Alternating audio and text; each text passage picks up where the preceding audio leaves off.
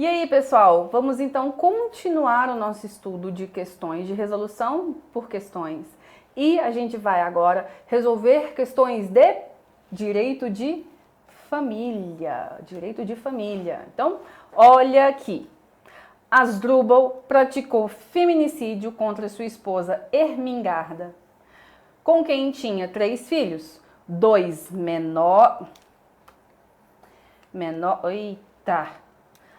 de 18 anos e 1 maior. Neste caso, quanto aos filhos, assinar a alternativa correta. Lembrando que são 2 menores de 18 e poder familiar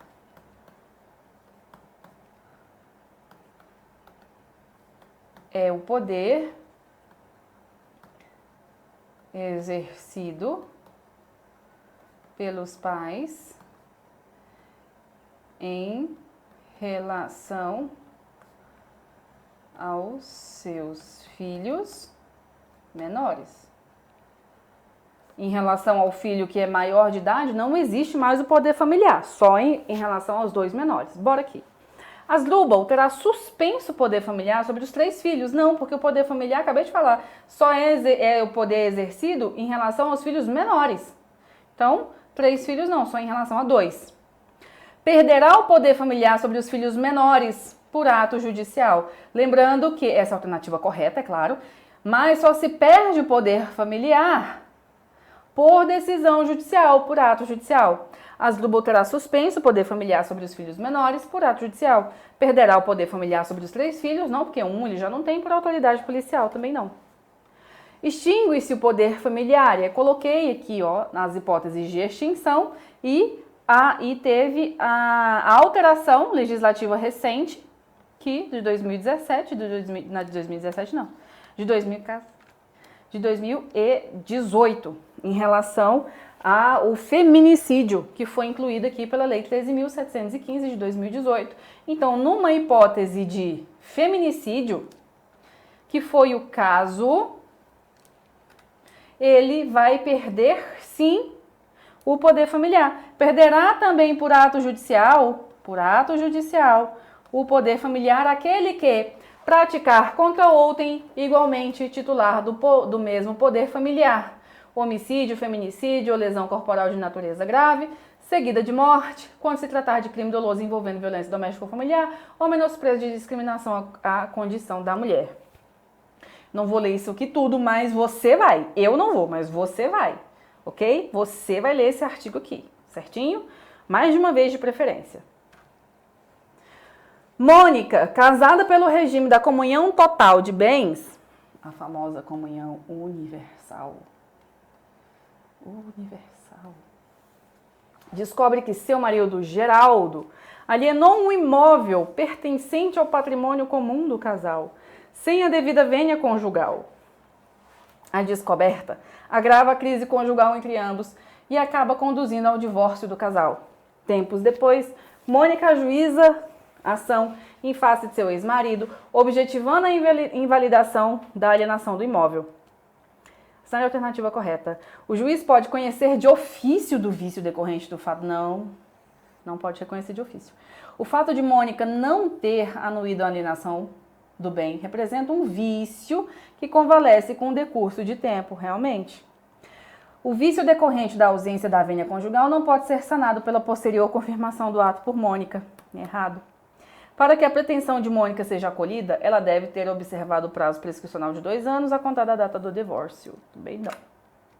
Ressalvado o disposto no 1648, nenhum dos cônjuges pode, sem autorização do outro, exceto no regime da separação absoluta, que não é o caso, alienar ou gravar de ônus real os bens imóveis. No mesmo sentido, 1649, a falta de autorização não suprida pelo juiz, quando necessária, tornará anulável o ato praticado, podendo o outro cônjuge pleitear-lhe a anulação até 2 anos depois de terminada a sociedade conjugal. Deste modo, fica caracterizado o vício do negócio jurídico, tornando inválido pela ausência do consentimento do cônjuge, direito que convalesce com o decurso do tempo. Matéria esta, disciplinada 220 do Código Civil, diz que anuência ou autorização de outrem, necessária a validade de um ato, provar-se-á no mesmo modo que este e constará, sempre que se possa, do próprio instrumento. João e Carlos foram casados por 5 anos, mas com o passar dos anos o casamento se desgastou e eles... Cadê? Já até me perdi. O casamento se desgastou e eles se divorciaram. As 3 filhas do casal, menores impúberes, ficaram sob a guarda exclusiva da mãe, que trabalha em uma escola como professora, mas que está com salários atrasados há 4 meses, sem previsão de recebimento. João vinha contribuindo para o sustento das crianças, mas, estranhamente, deixou de fazê-lo no último mês. Carla, ao procurá-lo, foi informada pelos pais de João que ele sofreu um atropelamento e está em estado grave na UTI do Hospital Boa Sorte. Como João é autônomo, não pode contribuir justificadamente com o sustento das filhas. Sobre a possibilidade de os avós participarem, assinale a alternativa correta. Em razão dos divórcios, os sogros de Carla são ex-sogros, não são ex-sogros. Em linha reta, minha filha, você casou uma vez, é pra sempre. Sogro e sogra é pra sempre. Você casou 5 vezes, você vai ter ali a coleção. 5 sogros, 5 sogros. É pra sempre, tá? Não são mais parentes. São sim, não pode ser... Pode sim. As filhas podem requerer alimentos avoengos, se comprovada a impossibilidade de Carla e de João garantir sustento das filhas. Exatamente. Os alimentos avoengos não podem ser requeridos, porque os avós só podem ser réus em ação de alimentos no caso de falecimento dos responsáveis pelo sustento da filha, também não. Carla não pode representar as filhas, porque apenas os genitores são responsáveis pelo sustento do filho, também não. Também não. 1698. Se o parente que deve alimentos em primeiro lugar, pai, mãe, não estiver em condição de suportar totalmente o encargo, serão chamados a concorrer os de grau imediato, avós. Sendo várias as pessoas obrigadas a prestar alimentos, todas devem concorrer na proporção de seus respectivos recursos e, intentada a ação contra uma delas, poderão as demais ser chamadas a integrar a lide. Ou seja, se tem 4 os avós vivos, se demandar somente contra um deles, esse um aqui pode chamar os outros 3 para integrar a lide. Súmula 596. Isso aqui é uma súmula do STJ. A obrigação alimentar dos avós tem natureza complementar. Primeiro você esgota os pais. Aqui está dizendo na questão que os pais já não têm mais condições de arcar com o sustento das filhas. Então, esgota os pais e subsidiária, porque tem que primeiro complementar e subsidiária. Tem que esgotar os pais primeiro, somente se configurando no caso da impossibilidade total ou parcial de seu cumprimento pelos pais. Perfeito. Arlindo e Berta firmaram um pacto antinupcial, preenchendo todos os requisitos legais, no qual estabelecem o regime da separação absoluta de bens. No entanto, por motivo de saúde de um dos nubentes, a celebração civil do casamento não ocorreu na data estabelecida. Fizeram pacto, mas não casaram. Pacto, então, não produziu efeito. Por quê? Porque ele só vai produzir efeito se casar. Porque é para isso que é um pacto antinupcial. E o pacto antinupcial, ele só serve para casamento. Pacto antinupcial só serve para casamento. Pacto antinupcial só serve para casamento. Diante disso, Arlindo e Berta decidem não se casar. Não se casaram. Ou seja, esse pacto aqui não tem efeito. E passam a conviver maritalmente. União estável. Após 5 anos de união estável, Arlindo pretende dissolver a relação familiar e aplicar o pacto antinupcial, olha, sem vergonha, com o objetivo de não dividir os bens adquiridos, sem vergonha, na constância da união. O pacto antinupcial é válido. Válido ele é. Válido. Por quê? Porque ele foi feito na forma que ele deveria ter sido feito, só que ele é ineficaz. Por quê? Porque ele não produz efeito. A eficácia, sempre lembra, diz respeito aos efeitos. Bora aqui. É nulo o pacto antinupcial se não for feito por escritura pública e ineficaz se não lhe seguir o casamento. Não casou, não produz efeito. Na união estável, salvo o contrato escrito entre os companheiros, aplica-se às relações patrimoniais, no que couber o regime da comunhão parcial de bens. União estável poderá converter-se em casamento mediante pedido dos companheiros e juiz e assento no registro civil. E aqui nessa hipótese, ele vai fazer efeitos para frente. Para frente. Augusto e Raquel casam-se bem jovens, ambos com 22 anos. Um ano depois, nascem os filhos do casal, 2 meninos gêmeos. A despeito da ajuda dos avós das crianças, o casamento não resiste à dura rotina de criação de 2 recém-nascidos. Augusto e Raquel separam-se, ainda com os filhos em tenra idade, indo as crianças residir com a mãe. Raquel, em pouco tempo, contrai novas núpcias. Augusto, em busca de um melhor emprego, muda-se para uma cidade próxima. A respeito da guarda, assinale a alternativa correta. A guarda dos filhos de tenra idade será atribuída preferencialmente, de forma unilateral, à mãe. Na guarda compartilhada, o tempo de convívio com os filhos será dividido de forma matemática entre pai e mãe. Não tem nada disso. Pai ou a mãe que contraem novas núpcias perderá o direito de ter consigo os filhos. Na guarda compartilhada, a cidade considerada a base de moradia dos filhos será que melhor atender aos interesses dos filhos, que a gente chama também de lar de referência. Lar de referência. A guarda será unilateral ou compartilhada. Compreende-se por guarda unilateral atribuída só a um dos genitores ou a alguém que o substitua. E, por compartilhada, a responsabilização conjunta e o exercício de direito e dever do pai e da mãe que não vivam sob o mesmo teto concernente ao poder familiar dos filhos comuns. Na guarda compartilhada, o tempo de convívio com os filhos deve ser dividido de forma equilibrada, não é matemático, é equilíbrio. Tá? Então, a questão fala em matemática. Na guarda compartilhada, a cidade considerada a base de moradia será aquela que atender melhor, é letra da lei. Por isso que eu falo que tem que ler a lei, tá? Cópia e cola do parágrafo 3º.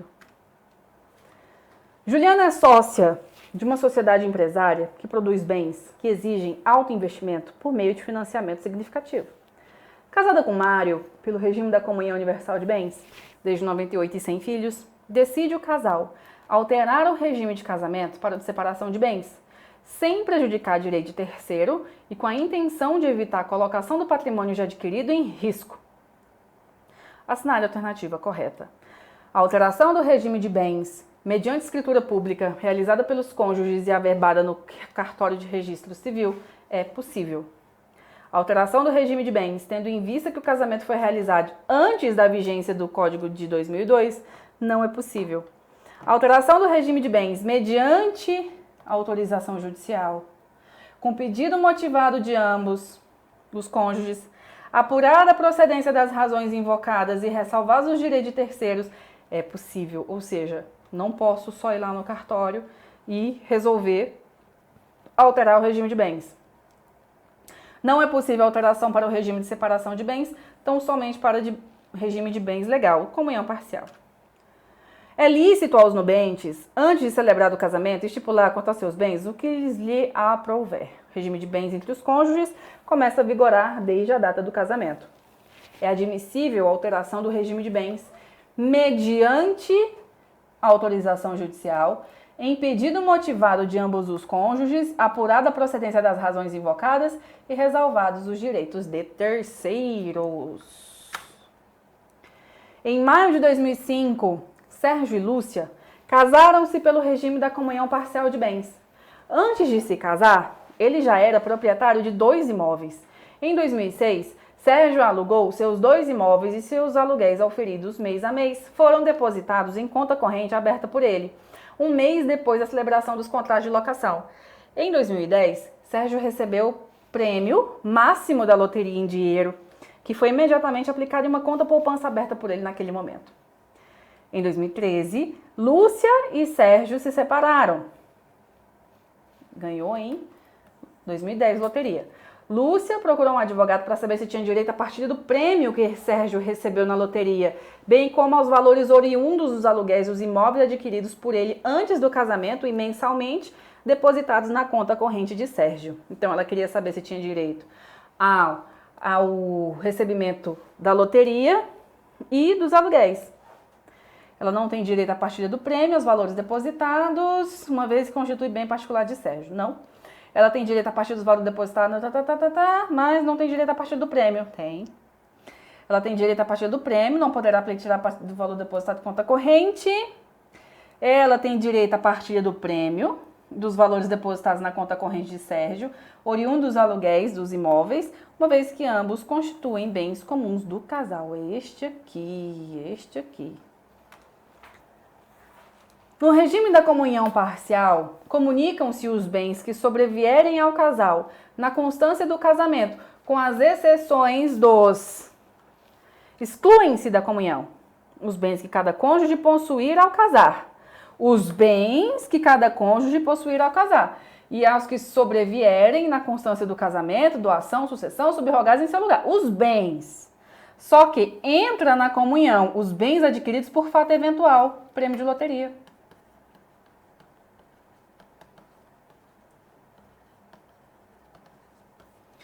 Com ou sem consentimento de trabalho ou despesa anterior. Os frutos, aluguéis, são frutos dos bens comuns ou dos particulares de cada cônjuge. Então, os aluguéis dos bens particulares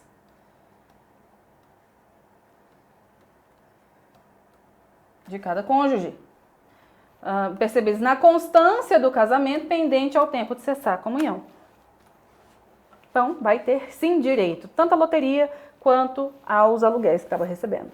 Júlio, casado com Isabela durante 23 anos, com quem teve 3 filhos, durante a audiência realizada em ação de divórcio, acumulada com partilha de bens, proposta por Isabela, reconhece perante o juízo de família um filho havido de relacionamento extraconjugal. Posteriormente, arrependido, Júlio deseja revogar tal reconhecimento e assinar a alternativa correta. Ele quer revogar.